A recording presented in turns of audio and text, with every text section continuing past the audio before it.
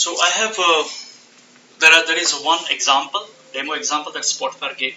That is through the World Health Organization, WHO. I thought we should start from this one because then I think we are on the same page, right? Because I don't know your domain, and then we'll go back to the cell biology. There's one use case example that I will focus on. But before that, just one example from the basic data of a population throughout the world. So first step is, what is Spotfire? The Spotfire is a data visualization software, right? So what you do with Spotfire is that once you quantified your data, so once you have a numerical data in your Excel file or text file, whatever format it has, you can actually import it and you can visualize it. So it is a data visualization and data analysis software, right? Unlike image analysis software. Okay. So the first step is to how to bring data into the Spotfire, right? So I have an example here, desktop, for the Spotfire training, yes. So it's a world data, okay? So let's open in Excel first, just to see what's the format of this data. So as you can see, there is a country code, that's one column, then the population of the country, region, which region they belong to, income group, year, and so on and so forth. Right, like GDP, incomes, and the population, how much population, percentage of population is living in urban areas, like that. So now you correlate in your domain to this one, right? Let's say, because no matter what we do in science, we always gonna be having the columns and different arrows, right, with the different biological questions and the experiments that you conduct. Okay, so once you have this data, which is very good formatted, meaning that there is a one name for each columns and the different rows, then it is time to import it to the Spotfire. How to import into Spotfire? First of all, how to basically open Spotfire. It's just double click, right? I mean, that's icon and you just double click. Okay, but I think I'll just start from scratch. So I just close everything. Spotfire, double click. It will load all the modules, initialization. So we have in CPR we have 5 licenses. Dance stamp we haven't purchased it because nobody has come to this conclusion. I mean, but maybe in future, if user wants it, we can purchase it. It's very, it's not that expensive, unlike Imaris and other software. It's just like $150 per year. And the good part is that once you purchase, you can stop the contract and you can still use it throughout your life. Of course, you won't be having an update on this, but that's fine. So $150, that's nothing.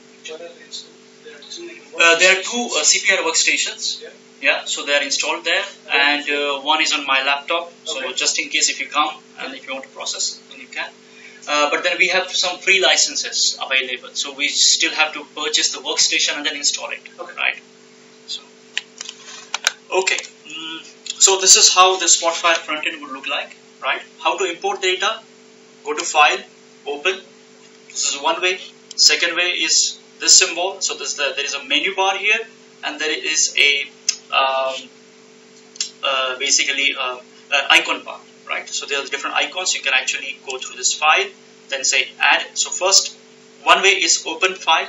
So now you go to this particular, say, world data, double click it, or go here, Add Data Table, go to Add, File, and then add it.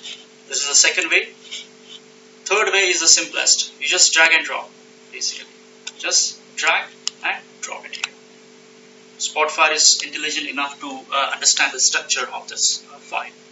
And no matter what kind of file it is, like it might be text, XLS, all kind of formats, suppose. So, so in the spreadsheet, if you have multiple sheets, right? In one XLS file, if you have multiple spreadsheets, then it will ask you which sheet you want to look at it. So now it has one spreadsheet. So now it's it is giving us what kind of format the column has. So for example, country code is a string format because it's a text. Population is integer, region, string, likewise. And you can change it if this is not correct. But Spotfire is, I think, 99% you don't have to change it. Because, I mean, it's quite obvious for Spotfire to decide what format it should have. But for example, if you have an income or something like that, then you can actually go and say, okay, change it to currency or something. See if you have a US dollar or something like that. But I think in biology, I think most of the time we'll deal with real data, right? Because not the integer one, but real data, so that we have the floating point data also, like decimal. So I just say okay. So now it's going to load it into the memory, right? And the reason why Spotfire is most stable software as far as data is concerned is because it's not like a Excel, right? So basically, if the Excel file is big, then your interaction becomes slow. But what Spotfire does is in the background it creates an SQL, the data set, the database basically, and that's why it becomes so flexible, because then every time you click, basically it's generating a SQL query, which is very fast interaction. So the user interaction is more fast using Spotfire than in Excel. And also there is no data limit, okay? So if you have a big file, then it also actually supports big data, right? But I think in biology I haven't seen any data like that. But maybe in DenStem, right, if we have many embryos, many cells, and time-lapse data, then it might go to gigabytes of data, right? And I have one example for the SRN screening for that. Okay, so the data, so data size is not a limit. Okay, once you load the data, in the left-hand side, you will see all the column names stratified by their category. So they are numbers and they are time, because time, year is a time, as a category of time. And then there is a categories, meaning that it is just text, it's not numerical data, but it's a category data. So you see how smartly it has stratified your columns into different categories. So it is easy for a user to decide.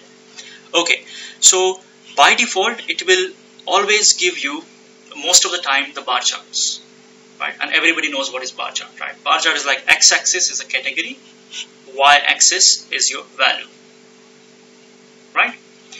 Now, by default, it is giving us just the guess, basically. So it's a region, that's your category axis, and y-axis is a row count.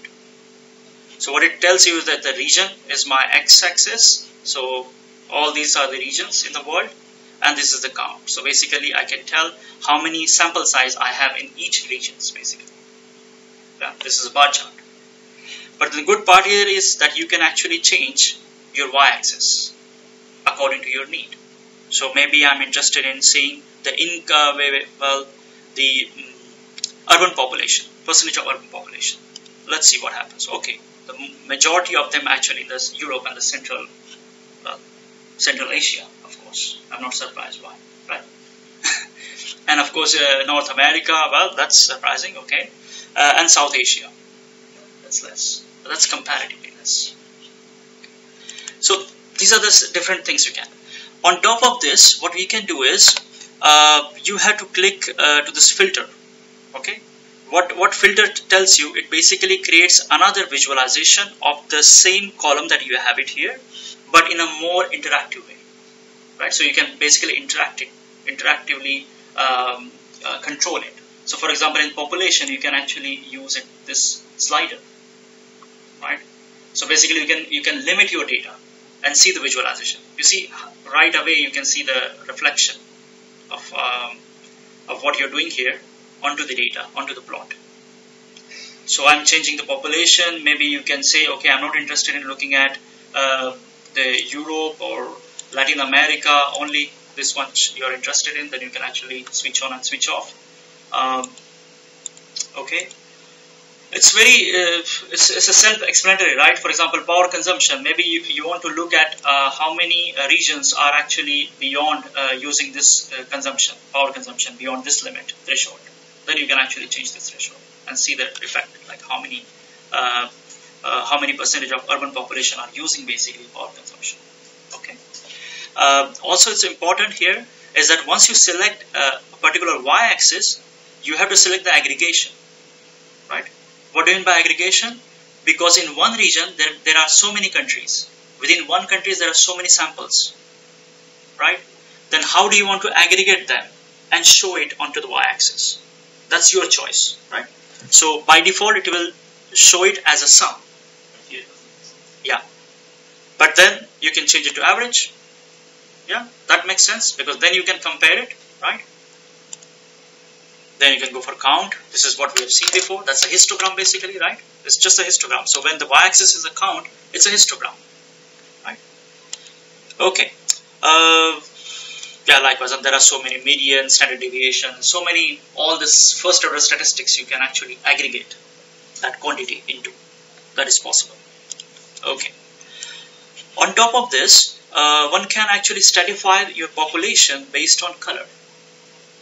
So if you click here, the down arrow, you can select on what criteria you want to stratify this population, on what criteria you want to stratify the color onto this population. So maybe I would go for region again, right?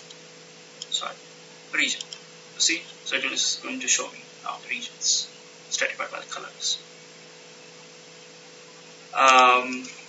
And there are so many things you can actually control. So maybe in the country name, okay. Now we haven't looked at actually the country name, but let's look at go and look at it to the country name now. So y-axis is now only the region. But the good part of Spotfire is that you can actually add as many as category as you want in x-axis. So now I would add the country name, so that I know within this regions how many countries are there, and I want to look at the urban population, percentage of urban population, average population for that particular countries. You following, guys? Okay. Just ask me any question. Okay. Yeah, that's all about the bar chart. Okay. But this is not that impressive, right? Because one can do it everything like in MATLAB or the R, any other programming language. What is good part of Spotfire is that it's interactive, right? So you can create multiple visualization, and one can make it like real time. So once you click on one particular location, it should show the information of that particular location only, kind of, right?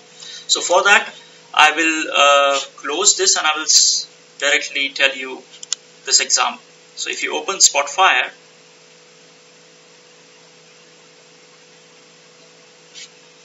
one can create this nice visualization on this data set. For example, this one. You see now? So this is one plot, okay? By the way, in one, this is what we seeing here. Actually, this is called as a page. Okay, this is a page. Within one page, one can have a multiple visualization, right? One can have a bar chart, one can have a line chart. We're going to see this. What data?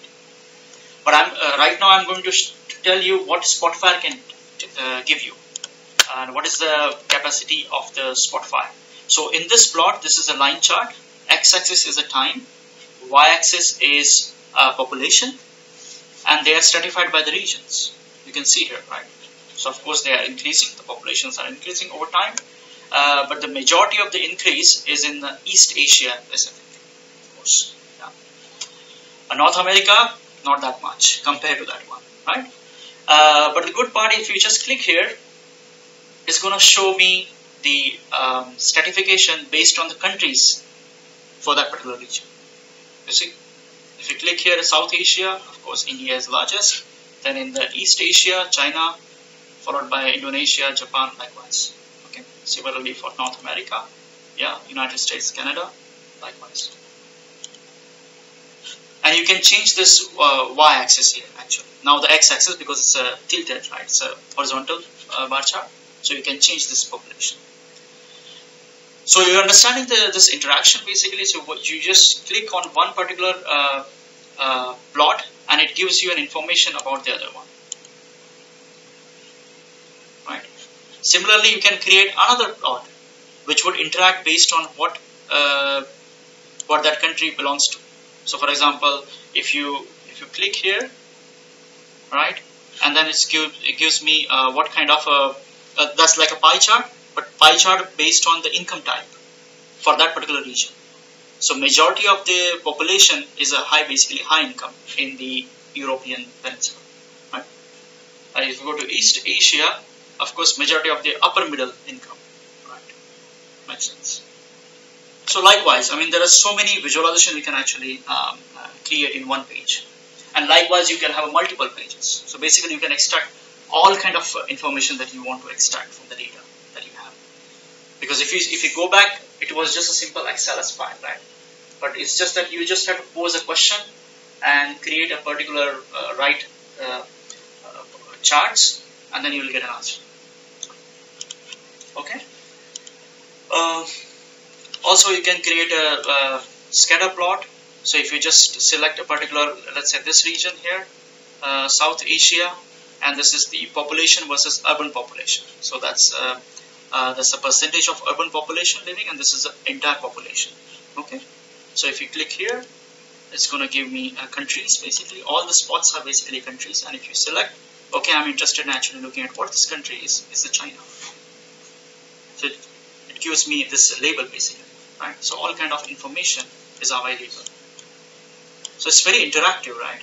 I mean, this is not possible in MATLAB otherwise. You have to actually write a program for this one, instruction for this. So this is very interactive. Okay. So this is all about just on the world data, okay, which is not related to us, what we do here. But I thought it's good for you to just understand what Spotfire can do. And is it always like this that it's explained, or where can you find information? This is just an example I gave you. Okay, this is from the Spotfire. Okay, that's why I gave you this example, because this is very easy to understand, right? Because everybody knows what a region and population and things like that. But then I'm going to give you the example that we deal with here in CPR and Dunstan. But for example, here in the source file would be an Excel file, like the one that you presented. Yes, exactly. I think it's like the maps and other stuff that I'm Oh yeah, exactly. Something like that, right? Okay, so for the maps, that's the only different thing that we don't do here actually. Yeah. Okay, because we don't deal with the mapping stuff, like all the geographical location and stuff like that. Where was it? It was here. This one. Yeah. Okay. Because for this, every rows there has to be one column called as a longitude and latitude for that particular country. So if you have this information in your XLS file, Spotfire can detect and actually locate geographically what that country would be. That's possible. So if you click here, oops, you see that's the South East Asia region. If you go to South Asia versus India, and then all neighboring countries. So if you click here, that also does that. So that's the lower middle income in India, for example. Yeah.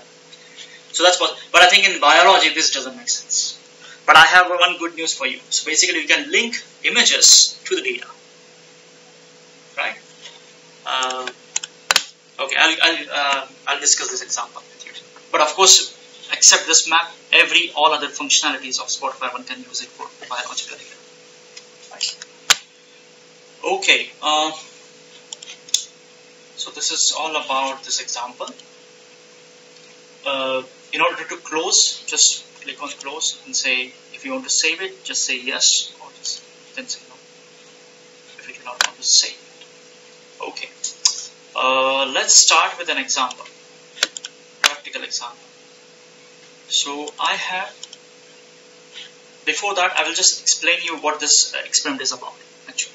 Okay. So this is a scanner software which we do in CPR. Florian, I think you may be not aware of this one, but that's basically a high content screening software. It's a scanner microscope. So here there are two channels, DAPI, Cy3. Cy3 responsible for certain protein expression, for example, right? And the interest is that it actually gives you a foci-like structure within the nucleus, right?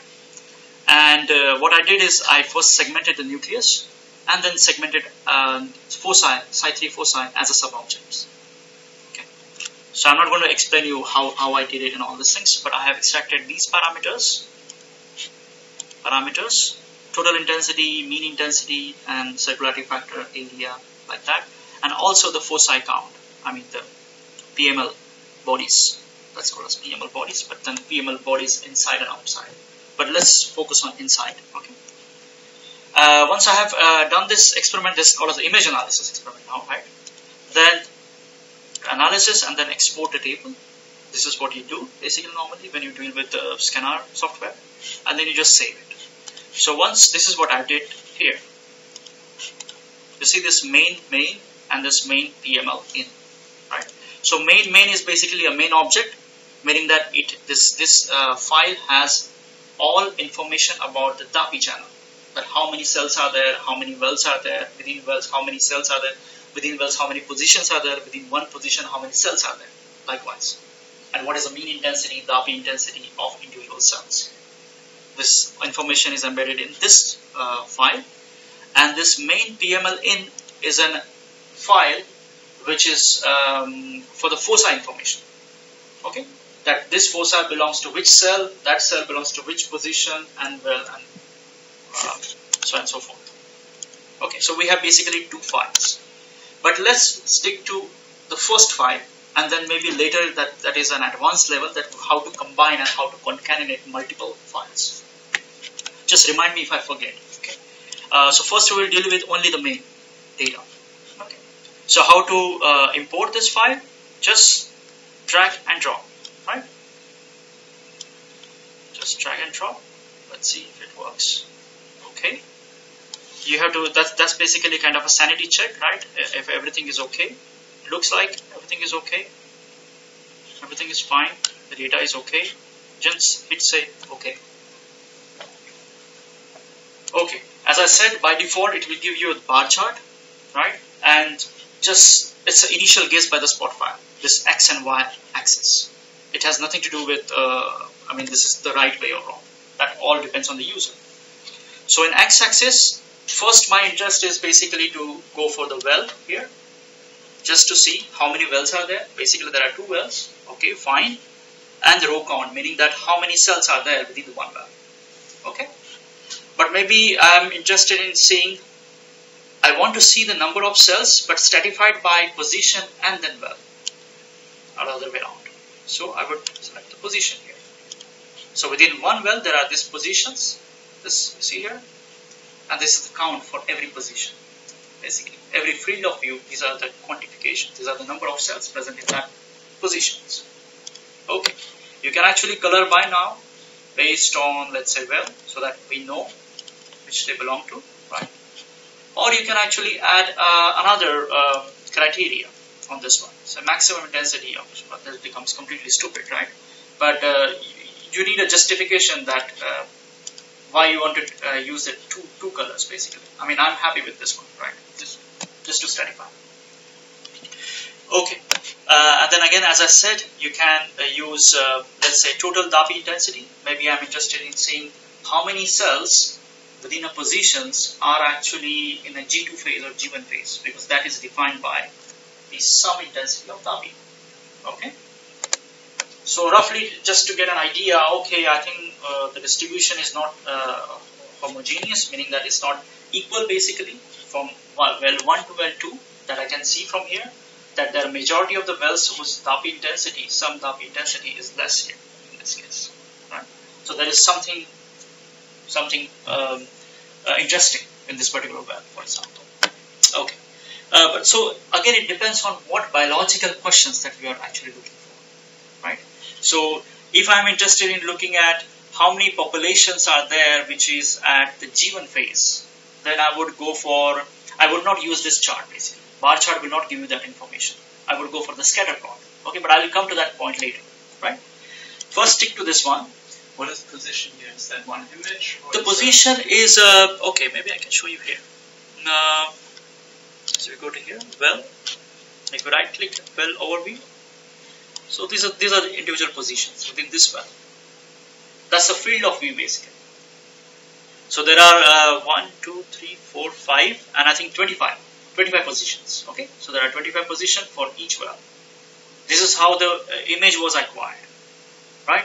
And then we have segmented individual field of view, which is a position, and every position will have certain number of cells. This is what it is showing here. So one position is one image. One position is one image. Yes, exactly. I mean, if I go to the row count, then that's basically, so it basically it has 16 cells in this position, which belongs to first well, right? Okay.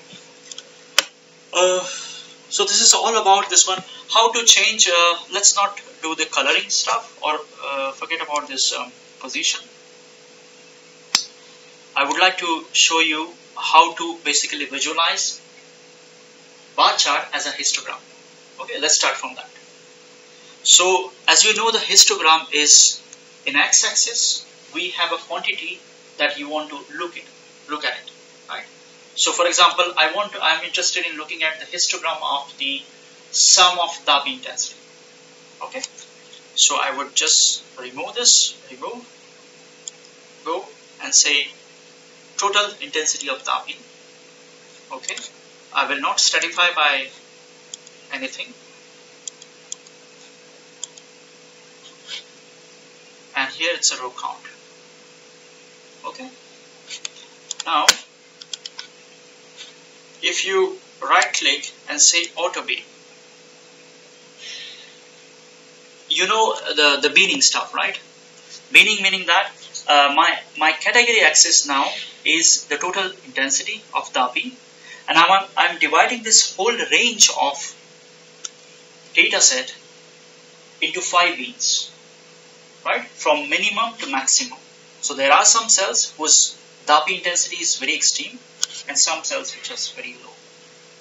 And with this slider, I have a choice of changing this beans.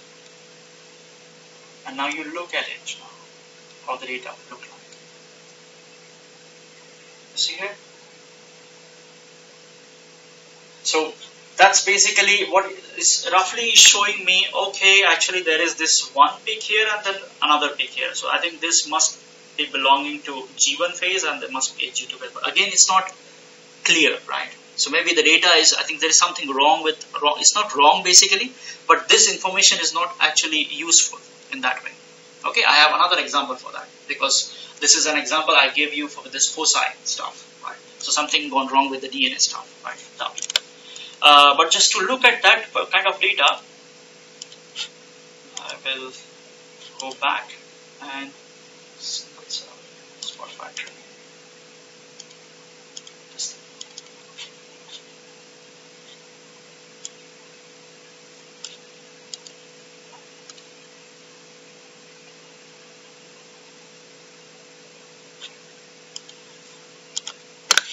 So this is my well, and this is my, change it to total intensity of Dabi, row count. Can you see now the 2 peaks? Right. So first peak, that's the G1 phase. There has to be a G2M phase, and whatever in between should be S phase. Yeah? But again, with one information, one dimension is not sufficient to decide. But at least G1 and G2 can be detected from this histogram, right? So this population here, G1, this is G2. So now we have seen how to convert the bar chart into the histogram. The histogram, the only difference with the histogram bar chart is that the y-axis, this one, is a row count. That's the histogram. And if the moment you change it to, let's say, the circularity factor, which is basically shape of a particular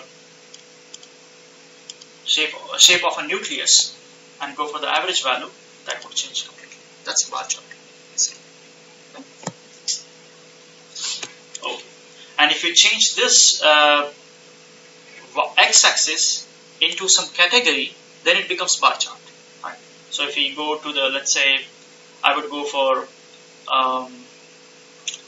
parent ID. That's basically, so there's only one parent ID. Let's say -1, and this is just a number basically. Right? Okay. So you understand now this one, the Dabi intensity. There are 2 peaks, so G1, G2, one can recognize. Okay, actually, right. But cells are in G1 and G2 phase. So I'll go back to this original one, original file. Would be the same if you did the average Dabi to sum Dabi? I will get back to you with that example when we look at the scatter plot. Okay. I have that example here. Okay.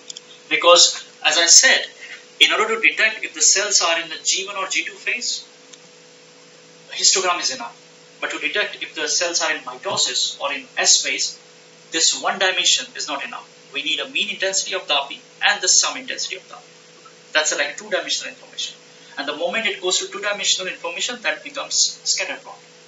Right? Because in scatter plot we have both values, basically 2 dimensions. Okay. Let's go back to Spotfire setting here. Okay. Right. So as I said, if it is a well here, there are 2 wells and the row count, and then I'm going to say the total numbers. That's the bar chart basically. Okay. Enough of bar chart. Now how to basically change the properties of the bar chart. Okay. So to change the properties of bar chart, either you can actually go here, but it's only one is present, let's say color bar. But there are so many other stuff that you can control. So just right click, go to properties. The first tab is the general. It's just the title of this one. What title you want to give to this particular plot. Maybe whatever of your interest. Data, you don't have to do anything here. Appearance, you want to look at the vertical bars because by default it's vertical, but you can actually go to the horizontal one. So see, it's just inverted, right? It's transpose. By default it's a stacked bars. One can actually go for the side-by-side bars, but it's not, nothing is reflecting here. The reason is because we haven't stratified by the categories, right? So if you go here and change this color by let's say nuclei. Okay, so I will tell you what this nuclei means. So while creating in this in scanner, we have created this one gate, which we defined that as a proper nuclei which are healthy nuclei, and one which is completely debris kind of structure. So those who have got 1 in front of their rows, they are healthy nuclei, and zeros are not healthy nuclei, right? So this is what we are exactly doing here using this one. So there is a one column whose name is nuclei, which is just the binary number, right? Which will have binary number 0 and 1, and we are stratifying this based on this nuclei color. So as you can see here, I will just change this to vertical, sorry, so that you understand this properly. So you can see that within this well, these many percentage, you see the sum of it is, we are not seeing actually here, but let's go for the count now, row count. See, there are 16, and here there are row count is 240.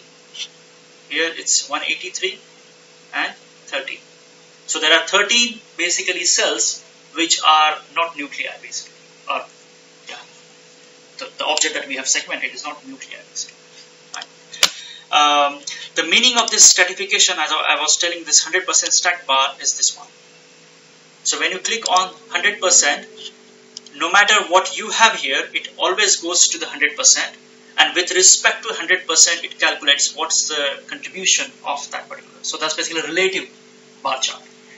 Isn't it nice just to look at it like, because maybe I can say, okay, within this well number 1, I have only 6% of population which has basically debris, which is okay, and only 93% are healthy cells.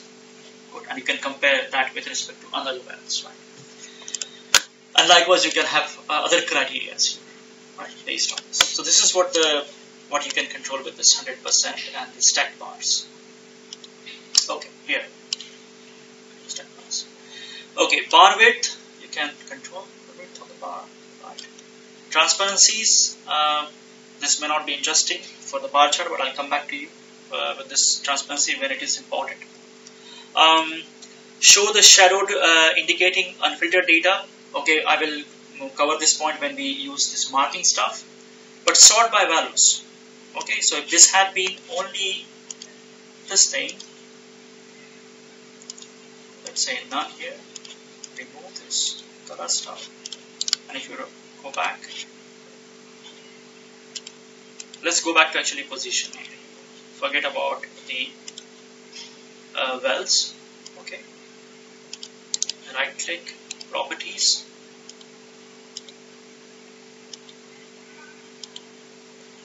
and here I would say okay, sort by values. That's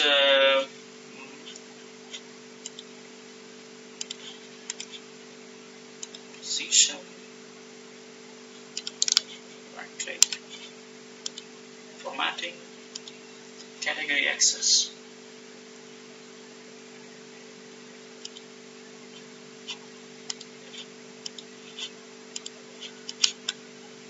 Okay, anyways, I'm not, I think you can sort these values also.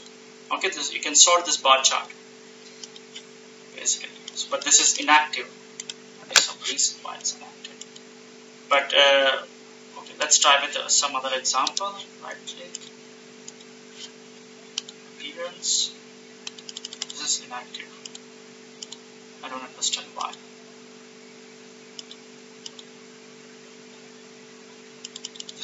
But there is a possibility of sorting with respect to value. So it goes from decreasing order, or you can change it from increasing to decreasing order. Right? Okay. That's the same in the box too, right? Yes, that's also possible. So this is about the formatting. Font, of course, you can change the font. Let's say, so as I said, the x-axis is the category axis, so you can change the font here. So category axis, you can change it to this one. Change it like this one. And likewise for other stuff, also you can do that. Okay. This is all about bar chart. Again, other properties, value, colors. As I said, you can either do it from here or you can do it from here. Go to properties. I would go for, again, as I said, position, just to give a different color to the positions. That's what I've done. And then save now. Okay, so it's a different color to different positions. You can change, by the way, this color if you do not like it. Color, you can change it, red for example, and then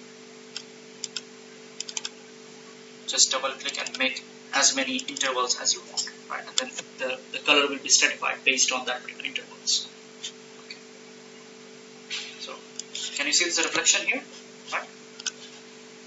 Okay, labels. As I said, what do you want to display on the top of the bar chart? That's what the label is, right? So if you say all, the value will be displayed on top of the bar chart. What that value is for this y-axis. So my y-axis is now the sum of mean intensity of the background corrected. So that's basically the values that will be displayed. Okay. Tooltip. If you put a cursor over there, what value it should display? So right now it's displaying what position that come from. What is the y-axis value and what is the position again? Yeah, it doesn't make sense because it's color by value, right? But you can actually add as many as you want. So maybe if you are interested in knowing what is the circularity factor for that particular, let's say, position, then you can also, and then I want the aggregate value, which is the average value. I can also display that as a text. Okay. Now if you put a cursor over here, it should show me the average circularity value, which is 1.22 for that particular position. So many information you can actually extract just by putting the cursor on that particular point. So that's all about the bar chart.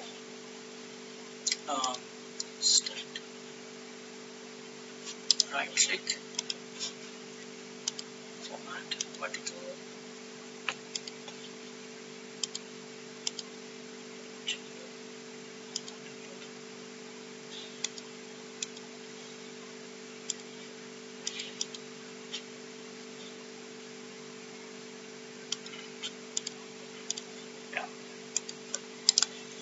What else properties that you can control?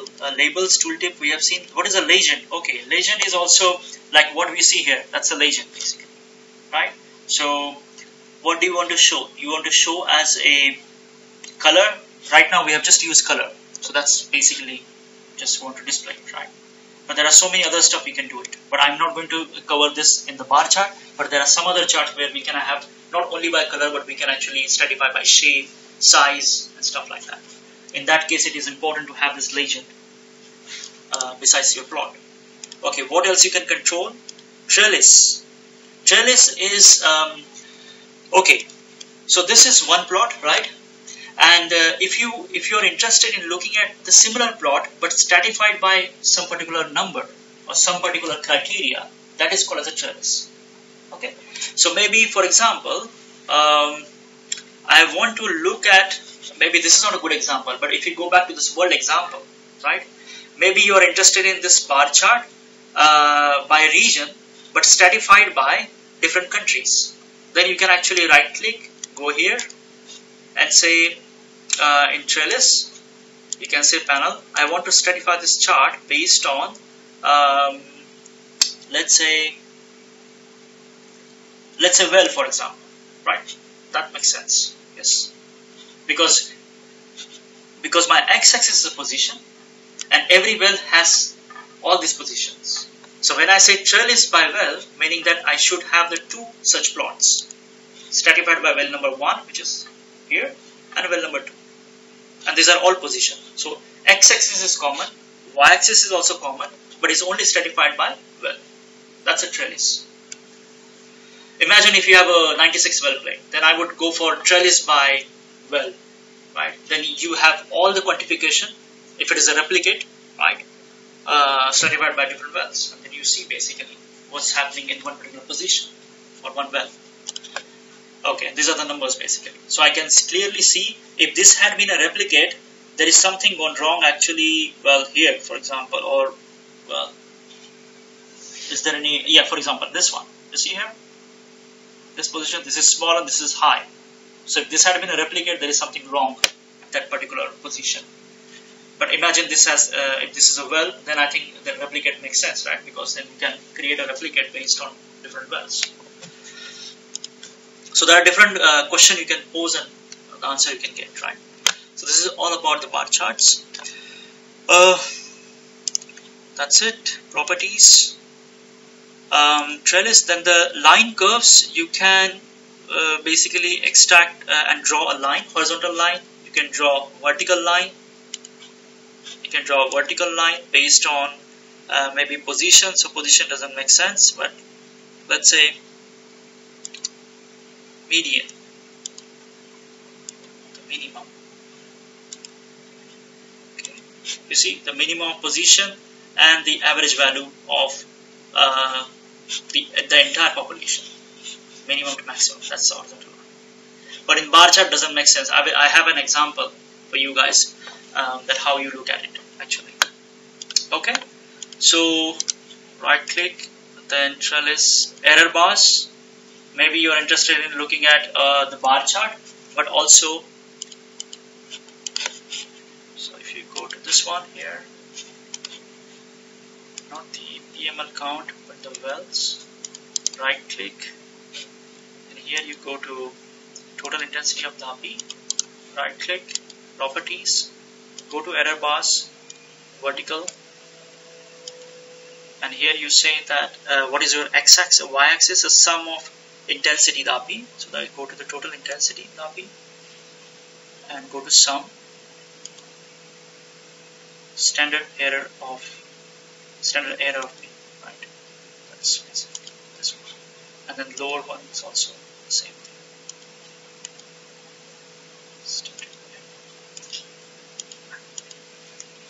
Well, the standard error is so small, that's why you are not able to see it, right? But there is a standard error basically.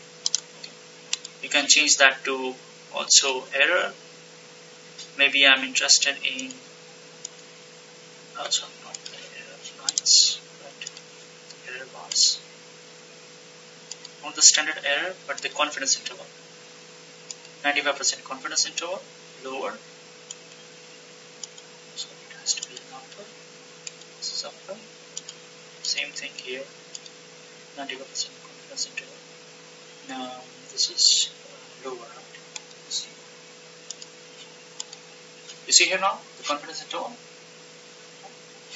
So this indicates that the confidence interval is so low in this case. But then let's see how it affects stratified by positions. Oh, there are a lot. See, because we are looking at all the position, all the position collected together in one well, and then there was deviation. But now if you see the deviation within one position is basically significant, right? But for what? For sum of total intensity of DAPI, right? So if this had been like, for example, if you go to some well which has, let's say this one, for example, right, well number 2, this has the least deviation for the total DAPI intensity. So there is something interesting in this particular position. So such kind of example, such kind of a question that you can pose and see it, right? Okay. So this is all about position. Well, error bars subset is not important for you guys, and show height. Okay. So we have actually studied all the properties that you can control for plotting the bar chart, right? So this is just the one visualization, but there are so many other visualization one can actually utilize to pose different questions and get a different answers for that, right? So it all depends on the scenario. So the second, which is very mostly used, is the scatter plot. Okay, by the way, how do you basically see? It's a very self-explanatory. There are the icons here, right? You just click there and that particular kind of a plot will be generated on that particular page. And if you want to retain with this particular plot and you don't want to overwrite it, then just go to the second page. You see this plus sign? So you can create as many pages as you want and create different visualization plots on that. I'm going to have several on one page. Several on one page, that is also possible. So if you go to the plot here, for example, and then let's say right click or maybe just click here, say scatter plot here. You can go to heat map. All these things are here. And then you can arrange it according to your need. Right? But of course, I mean, if there is a pages, then I think I would go for the page, right? Because it may not be sufficient, the size. Okay. Let's go for this scatter plot now. Okay. In the scatter plot, see, this is very interesting, scatter plot. And it's very, I think most of the time I like scatter plot. And this is actually, you can understand why the Spotfire is called a Spotfire, because it's there all the spots here. Right? So, majority of the time you will be actually dealing with this with the scatter plot. Because you always are interested in looking at how one variable changes with respect to other variables. Right? Okay. So in this case, what I'm looking at is the total DAPI intensity of individual cell with respect to total, that doesn't make sense, but go for the mean intensity of DAPI. So in y-axis, I have, so every spot here is a cell. Okay. And why it is cell? Because marker by, I'm saying this marker by is a row number. Right? Because every row in my XLS file should be displayed as a spot. That's why it's called as a marker bar. But you can change this to other stuff also, like say object ID. It won't change much, but it will be the same, right? Because every row is has a unique object ID. So that's a row number. Okay. Now color by, how do you want to give color to individual cell, no matter which position and which well they come from? So maybe I'm interested in looking at the circularity factor, let's say. Okay. So the minimum is 1 and maximum is 5. And this is stratified by the colors. If you're not happy with this one, just go to properties, right? And then just click here. It will give you different colors. So different range. I think I discussed in the bar chart also this thing, right? But you can create different intervals stratified by different colors. And now I know, okay, if those which are actually basically blue, they are actually more circular than the one that doesn't. Okay, so these guys are basically circular one here, which has a low DAPI intensity and low mean. Okay, mean DAPI intensity. But this is normally the plot would look like. Okay, this is just a scatter plot. Now the question is, how do I define what is these guys here? What do you think what these guys should be? What these cells should be? Whose mean intensity is more and DAPI intensity is also the average intensity? These guys. What do you think they should be? They should be like a G1 phase, G2 phase, or mitotic, or S phase? Okay, first you have to understand what is the mean intensity. So the mean intensity is the sum of all the pixels within the nucleus divided by the area, right? And as you know that in mitosis, the cells shrinks, becomes more circular, so the area is less, and DAPI intensity is more, right? Because it's about to divide. That's why you can see that these guys must be from the mitosis, or they must be in the mitotic phase, right? These one will be in G1 phase, these two will be in the G2 phase. But of course it is hard here, right? But that was a question that you asked me, right, Dimitrios, that how do I define and how do I use a scatter plot in order to define the mitotic? Okay, by default, if you want to mark it, you can actually do it using the square, this one, like just drag and drop, not drag and drop, but just draw a rectangle basically over the region that you are interested in. But if you are not satisfied with this rectangular stuff, then just press Alt key and you can draw a region. These guys will be selected. Sorry, what did you press? Alt key. Alt. This one. This is selected. Likewise. Let's say maybe I'm interested in only understanding what is happening in the cells or the foci for the cells which are undergoing mitosis. So maybe I would do like this one. Okay. Right click, marked rows, and I would say OK, filter to, meaning that but this you have to do this only if you want to completely ignore other guys. Okay, then if I say filter to, I am only dealing with these guys. Right. Similarly, you can do the other way around. So if I say Control Z again, right click, mark rows, and I say invert, meaning that I'm not interested in these guys, but I'm interested in the other one. So when I say invert, you only deal with this one. And then you just say right click and say OK, filter to. I'm not interested in this one. Can you assign the state and people separate the state? Yes, that I will cover in the marking stuff. Okay, how to do marking. Yeah, that will be marking. But this is just quickly how you can actually stratify and filter out basically. Because if you are dealing with the gigabytes of data and you know prior that you're not going to deal with the cells which are in the G1 phase, but you are only interested in S phase, then it's better to do the stratification in the beginning and then filter all the rows. But I would do it based on a different plot because you don't see it that well. Yeah, exactly. Maybe on this where you saw the bar chart. Yeah. Yeah. I mean that's something that you have to decide as a user what information is relevant and which plot is sufficient to decide this factor. Right. As I said there also that in addition to the color, there are two different criteria which you can stratify. One is the shape, other one is the size. So shape, maybe I'm interested in those. Shape, maybe I want to stratify based on area. But doesn't make sense because shape has to be, there has to be fewer variations. So maybe should we go for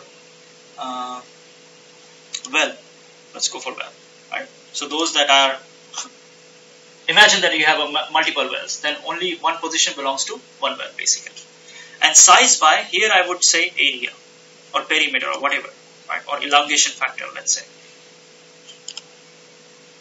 So those which are actually more circular or the diameter, the bigger the diameter, the bigger is the elongation factor, meaning that they are more ellipsoidal in that way.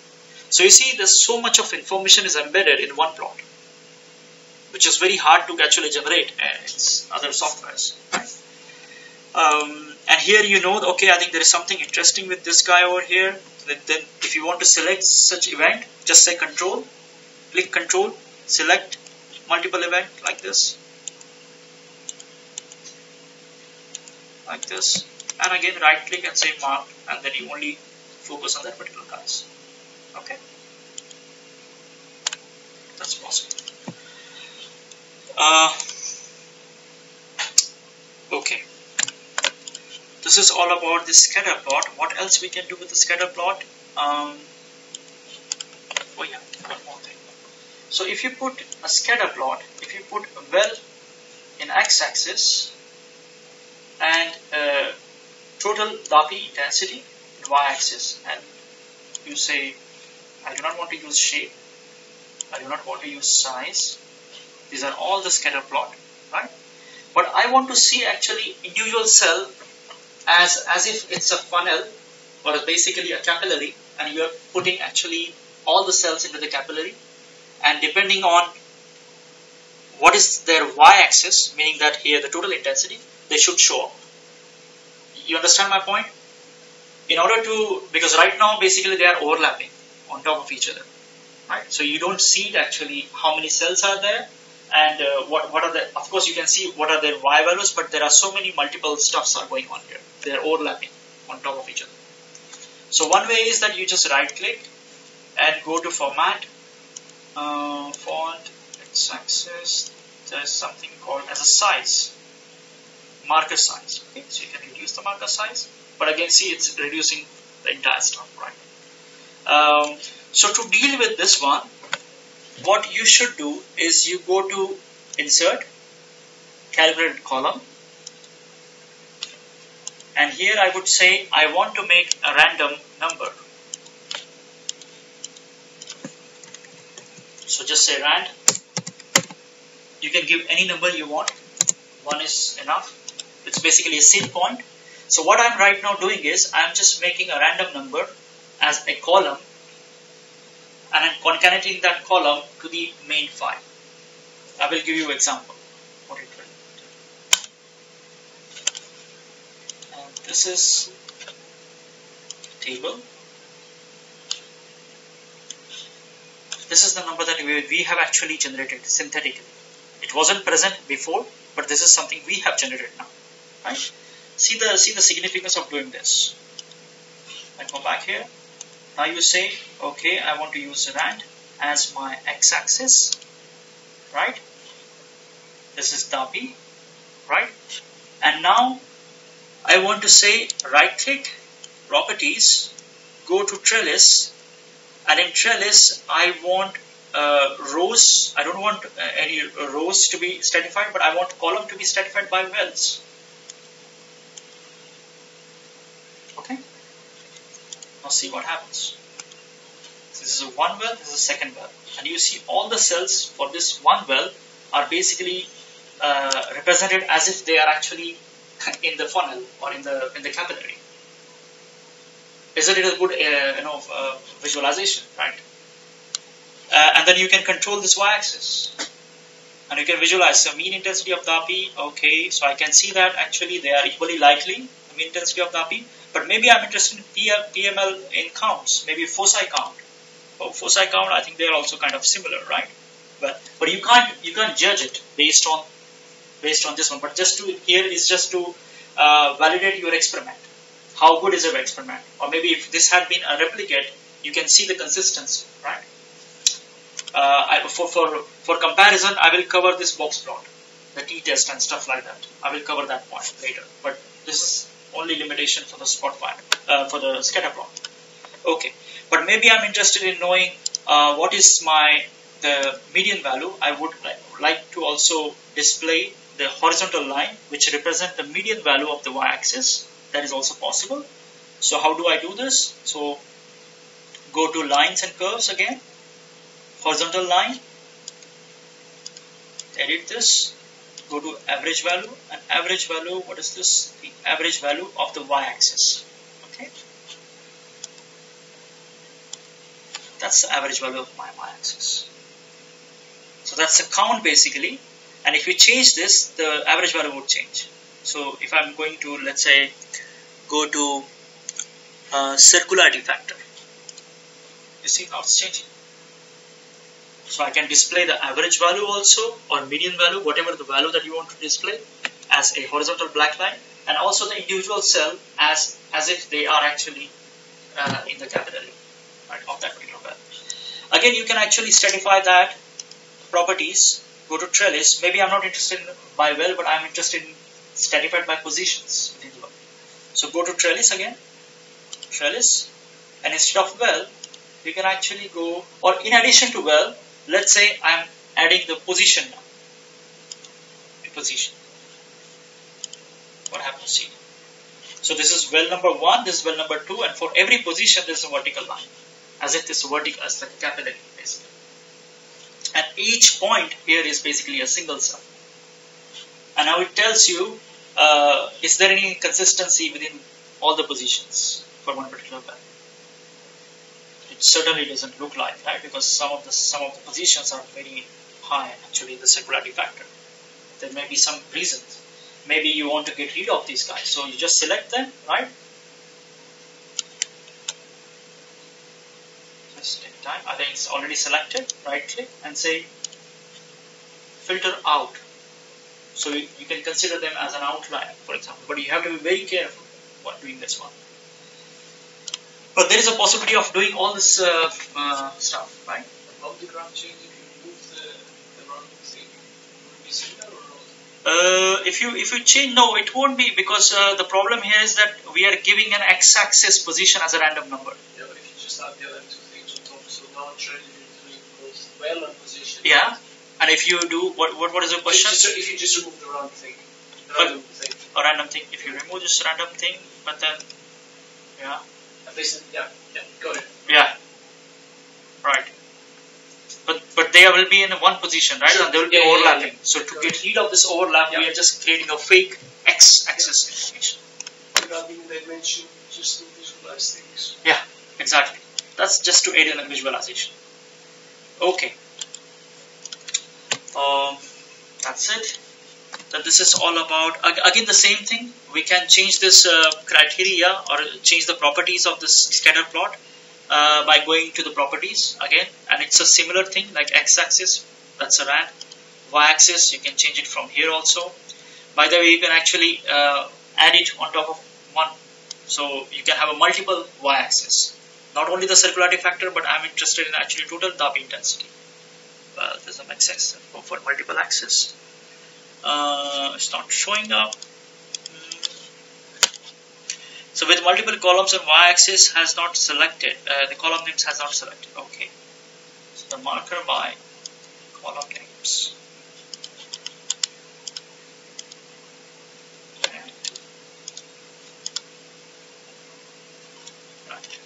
So this is it here, but there is a possibility of doing the multiple stuff. Okay, so go to sum average.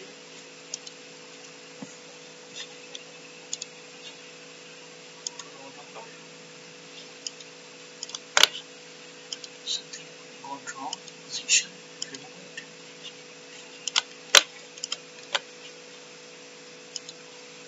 Let's go to total intensity.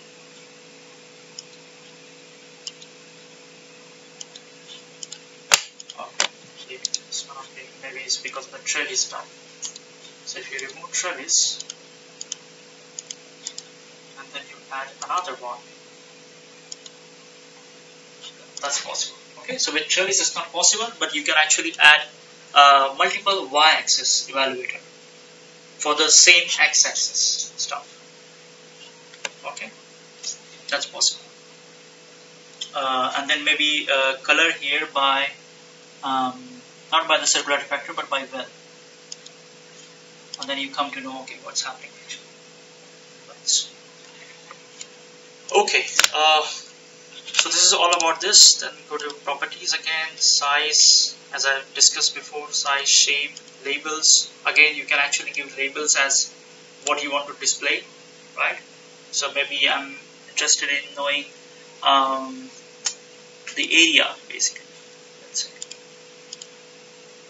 Of the marked row. So if I mark this one, it will show me the areas basically. Right. That's just one example. Right click, properties again, tooltips, legend, same thing. Okay. This is all about the scatter plot. Now the interesting thing is with all the fancy charts, the plots that we can actually extend. And for that I have a data, basically an siRNA screening, which is I think around 10,000,